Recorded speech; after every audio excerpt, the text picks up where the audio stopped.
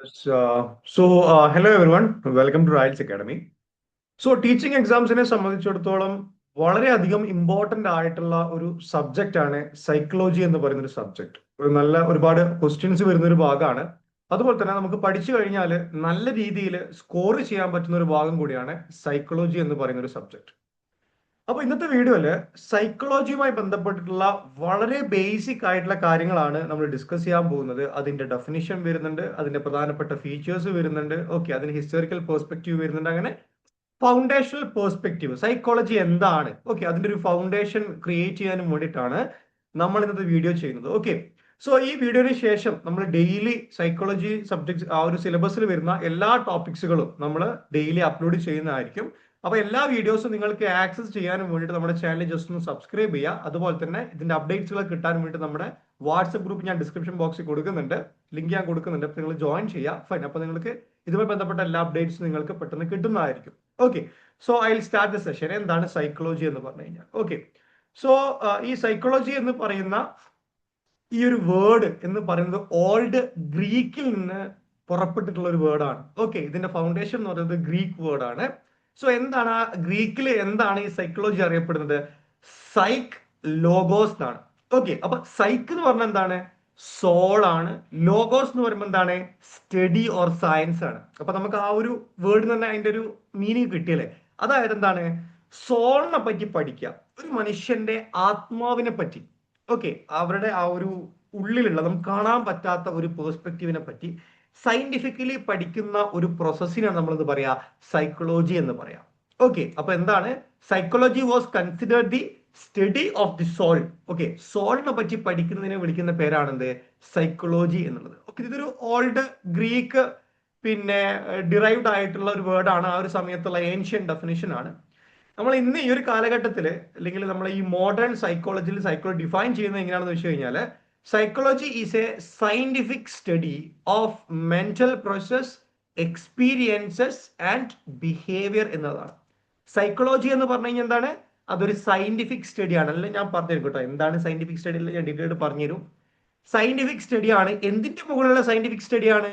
Mental process, experiences and behaviour. ഈ മൂന്ന് കാര്യങ്ങളുടെ മുകളിലുള്ള സയന്റിഫിക് സ്റ്റഡിയെ വിളിക്കുന്ന പേരാണ് എന്ത്?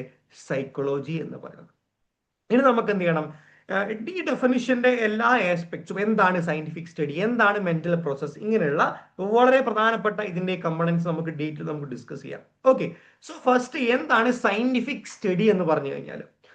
സയന്റിഫിക് സ്റ്റഡി എന്ന് പറഞ്ഞു കഴിഞ്ഞാൽ it is A systematic and objective investigation conducted to answer a question or test a hypothesis using evidence, observation and analysis. ഒരു ഉദാഹരണം പറയുകയാണ് എന്നുണ്ടെങ്കിൽ ഞാൻ പറയാണ്, ജെൻസി പോപ്പുലേഷൻ എന്ന് പറയുന്ന വളരെ റീസെന്റ് ആയിട്ടുള്ള ഒരു പോപ്പുലേഷൻ, അല്ലെങ്കിൽ ആ ഒരു പോപ്പുലേഷൻ ഗ്രൂപ്പിന് അവർക്കാണ് മറ്റുള്ള ജനറേഷനുമായിട്ട് കമ്പയർ ചെയ്യുന്ന സമയത്ത് ലോൺലിനെസ് കൂടുതൽ എന്ന് ഞാൻ എന്ത് ചെയ്യാണ്? പറയാണ്. ഞാൻ എസ്യൂം ചെയ്യാണ്, ഞാൻ ഊഹിക്കുകയാണ്. നമ്മളെല്ലാ ഏത് റിസർച്ചും ഉണ്ടാകുന്നത് എങ്ങനെയാണ്? ഒരു ഊഹത്തിൽ നിന്നാണ്, അല്ലെ? അപ്പൊ ഞാൻ ഈ ഒരു ഹൈപ്പോത്തിസിസ് ഞാൻ മുന്നോട്ട് വെച്ചു. അപ്പൊ ഇതെന്തല്ല, ഇത് സയന്റിഫിക്കലായിട്ട് പ്രൂവ് ചെയ്തൊരു കാര്യമല്ല. സയന്റിഫിക്കലായിട്ട് പ്രൂവ് ചെയ്യണം എന്നുണ്ടെങ്കിൽ ഞാൻ എന്താ ചെയ്യേണ്ടത്? ഈ രണ്ട് ഗ്രൂപ്പ് ജനറേഷനും എടുത്ത് അവരെ ഞാൻ എന്ത് ചെയ്യണം? കമ്പയർ ചെയ്ത് പഠിക്കണം. ജെൻസി ഞാൻ ഒരു സൈഡിൽ എടുക്കുന്നു, മില്ലീനിയൽസ് ഗ്രൂപ്പിനെ ഒരു സൈഡിൽ എടുക്കുന്നു. എന്നിട്ട് ഞാൻ എന്ത് ചെയ്യുന്നു?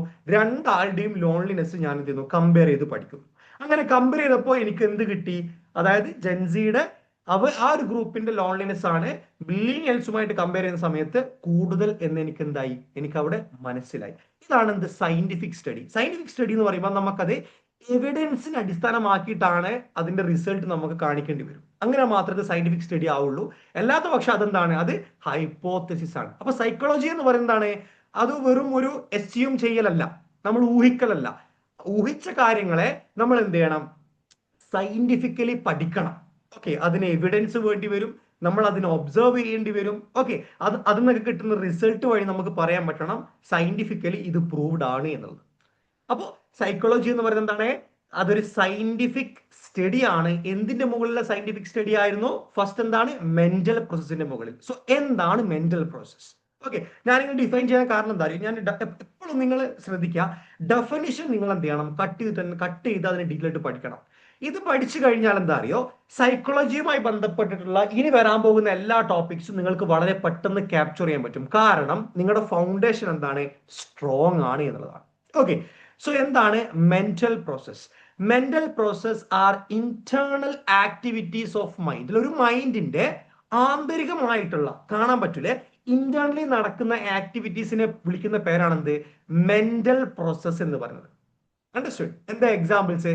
Thinking, learning, remembering, perceiving, problem solving, feeling, decision making. ഇതൊക്കെ എന്താണ്, ഒരു മൈൻഡിന്റെ ഉള്ളിൽ നടക്കുന്ന കാര്യങ്ങളാണ്. അതാണ് ഇന്റേണൽ ആക്ടിവിറ്റീസ് എന്ന് പറയുന്നത്.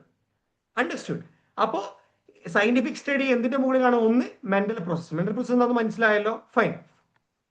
ഇനി അതിന്റെ ഒരു എക്സാമ്പിൾ ഞാൻ കൊടുത്തിട്ടുണ്ട്. തിങ്കിങ് എന്ന് പറയുമ്പോൾ എന്താണ്, ഒരു സിറ്റുവേഷൻ ഞാൻ കൊടുത്തിട്ടുണ്ട്. Rahul is preparing for his commerce exam tomorrow. നാളെ രാഹുലിന് കൊമേഴ്സിന്റെ എക്സാം ആണ്, അതിനുവേണ്ടി പ്രിപ്പയർ ചെയ്യണം. തിങ്കിങ് എന്ന് പറയുമ്പോൾ എന്താണ്, രാഹുൽ ആലോചിക്കുകയാണ് അല്ലെ, which chapters are most important. Learning എന്ന് പറയുമ്പോൾ എന്താണ്, പുള്ളിക്കാരൻ മാർക്കറ്റിംഗ് മാനേജ്മെന്റ് എന്നൊരു ടോപ്പിക് പഠിക്കുകയാണ്. റിമെമ്പറിംഗ് എന്ന് പറയുമ്പോൾ എന്താണ്, മാർക്കറ്റിംഗിന്റെ 7 ഫംഗ്ഷൻസ് പുള്ളിക്കാരൻ റിമെമ്പർ ചെയ്യാണ്. പേഴ്സീവിംഗ് എന്ന് പറയുമ്പോൾ എന്താണ്, ടെക്സ്റ്റ് ബുക്കിലുള്ള ഒരു ഗ്രാഫ് പുള്ളിക്കാരൻ എന്ത് ചെയ്യാണ്, നോക്കിയിട്ട് അതൊന്ന് മനസ്സിലായിട്ടുള്ള കാര്യങ്ങൾ മൈൻഡിൽ സ്റ്റോർ ചെയ്യാണ്. പേഴ്സീവ് ചെയ്യുക എന്ന് പറയും, റൈറ്റ്. പ്രോബ്ലം സോൾവിങ്, എന്തെങ്കിലും ന്യൂമറിക്കൽ ക്വസ്റ്റ്യൻസ് ഈ രാഹുൽ എന്ത് ചെയ്യാണ്, എക്സാംസിന്റെ മുന്നോടിയായിട്ട് പ്രിപ്പയർ ചെയ്യുന്ന സമയത്ത് എന്ത് ചെയ്യാണ്, സോൾവ് ചെയ്യാണ്. ഫീലിംഗ് എന്ന് പറയുമ്പോൾ എക്സാം ആലോചിച്ചിട്ട് രാഹുൽ എന്താണ്, ഭയങ്കര കോൺഫിഡൻസ് കിട്ടുകയാണ് റിവിഷന് ശേഷം. അതൊരു ഫീലിംഗ് ആണ് അല്ലെ. അതായത് ഞാൻ നേരത്തെ പറഞ്ഞ മെന്റൽ പ്രോസസ്സിന്റെ കുറച്ച് എക്സാമ്പിൾസ് ഞാൻ കൊടുക്കുന്നത് കേട്ടോ. Decision making, okay. Decision making എന്ന് പറയുന്ന സമയത്ത് പുള്ളിക്കാരൻ തീരുമാനിക്കുകയാണ് എന്താണ്, എക്സാമിന് തൊട്ട് മുന്നേ എല്ലാ ഭാഗങ്ങളും വായിക്കാതെ ക്രിസ്പ് ആയിട്ടുള്ള പോയിന്റ്സ് മാത്രം വായിച്ചാൽ മതി. ഓക്കെ, ഇതാണ് എന്ത് മെന്റൽ പ്രോസസ് എന്നുള്ളൊരു ഭാഗത്ത് നിങ്ങൾ മനസ്സിലാക്കേണ്ട വളരെ പ്രധാനപ്പെട്ട കുറച്ച് കാര്യങ്ങൾ. ഫൈൻ.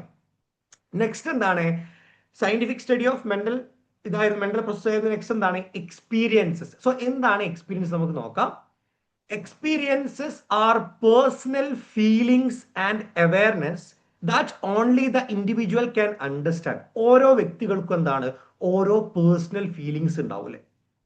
ഹാപ്പിനെസ്, സന്തോഷം അല്ലെ, സാഡ്നെസ്, സങ്കടം, പെയിൻ, വേദന, ലവ്, സ്നേഹം, ഫിയർ, പേടി, ഭയം, റൈറ്റ്.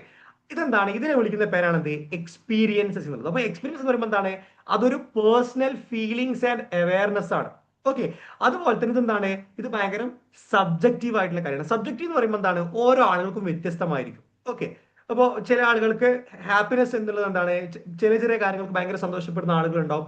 എത്ര കാര്യങ്ങൾ കിട്ടിക്കഴിഞ്ഞാൽ സന്തോഷപ്പെടാൻ പറ്റാത്ത ആളുകളുണ്ടാവും. അപ്പൊ ഇത് ഭയങ്കര സബ്ജക്റ്റീവ് ആയിട്ടുള്ള കാര്യങ്ങളാണ്. അപ്പൊ സൈക്കോളജി എന്ന് പറയുമ്പോൾ എന്താണ്, scientific study of mental process ആണ്. പിന്നെ ഈ എക്സ്പീരിയൻസുകളെ പറ്റി പഠിക്കുന്നതാണ്. ഓക്കെ, ഈ എക്സ്പീരിയൻസിന്റെ ഒരു എക്സാമ്പിൾ ഞാൻ കൊടുത്തിട്ടുണ്ട്. എന്താണ് ഈ എക്സാമ്പിൾ ഞാൻ കൊടുക്കാൻ കാരണം എന്താ അറിയോ, നിങ്ങൾ റിവൈസ് ചെയ്യുന്ന സമയത്ത് ചിലപ്പോൾ എന്റെ ക്ലാസ് വീണ്ടും നിങ്ങൾ കേൾക്കണം എന്നില്ല. അപ്പൊ നിങ്ങൾ ഈ PPT കണ്ടു കഴിഞ്ഞാൽ നിങ്ങൾക്ക് എന്ത് ചെയ്യാൻ പറ്റും, ആ ഒരു എക്സാമ്പിൾ കണക്ട് ചെയ്ത് കഴിഞ്ഞാൽ പെട്ടെന്ന് മനസ്സിലാവും. അതുകൊണ്ടാണ് ഞാൻ എല്ലാത്തിലും എക്സാമ്പിൾ കൊടുക്കുന്നത്. Fine. 2 students, Akhil and Naveen, both score 70 mark in exam. അഖിലും നെവീനും എന്താണ്, എക്സാമിന് 70 മാർക്ക് കിട്ടുകയാണ്. Akhil feels happy because he expected only 50 mark അല്ലെ. അഖിൽ എന്ത് ചെയ്യാണ്, ഹാപ്പിയാണ്. കാരണം പുള്ളിക്കാരൻ 50 എക്സ്പെക്ട് ചെയ്തിട്ടുള്ളൂ, കിട്ടുന്നത് 70 ആയിരുന്നു. നെവീൻ എന്തായിരുന്നു, ഡിസപ്പോയിന്റഡ് ആയിരുന്നു. പക്ഷെ കാരണം എന്താണ്, പുള്ളിക്കാരൻ 90 മാർക്ക് എക്സ്പെക്ട് ചെയ്തിട്ടുണ്ടായിരുന്നു. അപ്പൊ 20 മാർക്ക് കുറഞ്ഞു. അതാ പറയുന്നത് എക്സ്പീരിയൻസ് എന്ന് പറയുന്നത് ഭയങ്കര സബ്ജക്റ്റീവ് ആയിട്ടുള്ള ഒരു കാര്യമാണ്. ഓക്കെ, ഇനി നമുക്ക് മൂന്നാമത്തെ എന്താണ്, ബിഹേവിയർ എന്നുള്ളൊരു ആസ്പെക്ട് ആണ്. അപ്പൊ എന്തൊക്കെയായിരുന്നു, മെന്റൽ പ്രോസസ്, അതുപോലെ തന്നെ എക്സ്പീരിയൻസസ്, പിന്നെന്താണ് ബിഹേവിയർ. സോ എന്താണ് ബിഹേവിയർ നമുക്ക് നോക്കാം. Behaviour refers to actions, reactions or activities performed by a person. അല്ല, ഒരാളിൽ നിന്ന് നമ്മളെ ഉണ്ടാകുന്ന ആക്ഷൻസിനെയും റിയാക്ഷൻസിനെയും വിളിക്കുന്ന പേരാണെന്ത്, ബിഹേവിയർ എന്ന് പറയാം. നമ്മൾ അയാളുടെ ബിഹേവിയർ ശരിയാന്ന് പറയുമ്പോൾ പുള്ളിക്കാരൻ്റെ എന്തോ ഒരു ഈ പറയുന്ന ആക്ഷനോ റിയാക്ഷനോ നമുക്ക് ഇഷ്ടപ്പെട്ടില്ല എന്നുണ്ടെങ്കിൽ നമ്മൾ പറയും പുള്ളിക്കാരന്റെ ബിഹേവിയർ അത്ര ശരിയല്ല. നല്ല ബിഹേവിയർ എന്ന് പറയുമ്പോൾ എന്താണ്, പുള്ളിക്കാരന്റെ ആക്ഷനും റിയാക്ഷനും നല്ല പോസിറ്റീവ് ആയിട്ടുള്ളതായിരിക്കും. ഓക്കെ, ഇനി നമുക്ക് എന്താണ് ആക്ഷൻ, എന്താണ് റിയാക്ഷൻ, എന്താണ് ആക്ടിവിറ്റി നമുക്ക് നോക്കാം. An action is something a person does intentionally. അറിഞ്ഞുകൊണ്ട് ഒരാൾ ചെയ്യുന്ന ഒരു കാര്യത്തെ വിളിക്കുന്ന പേരാണ് ആക്ഷൻ എന്ന് പറയുന്നത്. റിയാക്ഷൻ എന്ന് പറയുമ്പോൾ എന്താണ്, എന്തെങ്കിലും ഒരു കാര്യം സംഭവിച്ചതിന്റെ അടിസ്ഥാനത്തിൽ ഒരു വ്യക്തി ചെയ്യുമ്പോൾ അതിനെ വിളിക്കുന്ന പേരാണെന്ത്, റിയാക്ഷൻ എന്ന് പറയുന്നത്. ഇതൊക്കെ ബിഹേവിയറിന്റെ കീഴിൽ വരുന്ന കാര്യങ്ങളാണ്. ആക്ടിവിറ്റി എന്ന് പറയുമ്പോൾ എന്താണ്? an activity is any task or series of actions performed for a purpose. എന്തെങ്കിലും ഒരു ആവശ്യത്തിന് വേണ്ടിയിട്ട് ഒരു വ്യക്തി ചെയ്യുന്ന എന്തെങ്കിലും ഒരു പ്രവൃത്തിയെ വിളിക്കുന്ന പേരാണ് എന്ത്? ആക്ടിവിറ്റി. ഇത് മൂന്നിനെയും വിളിക്കുന്ന പേരാണ് എന്ത്? ബിഹേവിയർ എന്ന് പറയുന്നത്. ഓക്കെ, അപ്പൊ നമ്മൾ ബിഹേവിയർ എന്നതിനൊക്കെ കൃത്യമായ ഡെഫിനിഷൻസ് കാര്യങ്ങളൊക്കെ ഉണ്ട്. ഈ രീതിയിലാണ്. ഓക്കെ, സോ ഇതാണ് നമുക്ക് എന്ത് ചെയ്യേണ്ടത്? ഈ 3 കാര്യങ്ങളാണ് സൈക്കോളജി എന്ന് പറയുന്നത്. റൈറ്റ്, എന്തൊക്കെയായിരുന്നു? സോ സൈക്കോളജി എന്ന് പറയുന്നത് എന്താണ്? അത് ഒരു സയന്റിഫിക് സ്റ്റഡിയാണ്. എന്തിനെ പറ്റിയുള്ള സയന്റിഫിക് സ്റ്റഡിയാണ്? മെന്റൽ പ്രോസസിനെ പറ്റിയ സയന്റിഫിക് സ്റ്റഡിയാണ്. എക്സ്പീരിയൻസസും അതുപോലെ തന്നെ ബിഹേവിയറിനെ പറ്റിയുള്ള സയന്റിഫിക് സ്റ്റഡിയാണ്. റൈറ്റ്, മെന്റൽ പ്രോസസ് എന്ന് പറയുമ്പോൾ എന്തൊക്കെയാണ്? Internal activities. ഒരു മൈൻഡിന്റെ ആന്തരികമായിട്ട് നടക്കുന്ന കാര്യങ്ങൾ വിളിക്കുന്ന പേരാണ് എന്ത്? Internal activities. എക്സ്പീരിയൻസ് എന്ന് പറയുമ്പോൾ എന്താണ്? Personal feeling and awareness, happiness, sadness, pain, love, fear, meditation, experience. Okay, അങ്ങനെ ഒരു എക്സ്പീരിയൻസ് കാര്യങ്ങൾ. പിന്നെ എന്താണ്? ബിഹേവിയർ. അല്ലെ, ബിഹേവിയർ എന്ന് പറയുമ്പോൾ എന്താണ്?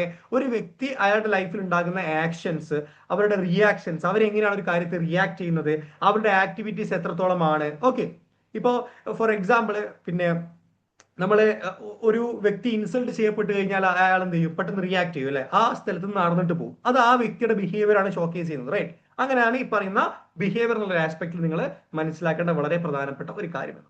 റൈറ്റ്, ഇതാണ് എന്ത്? സൈക്കോളജി എന്ന് പറയുന്ന ഒരു സബ്ജക്റ്റിന്റെ വളരെ ഫൗണ്ടേഷണൽ ആയിട്ടുള്ള കാര്യങ്ങൾ. അണ്ടർസ്റ്റുഡ്?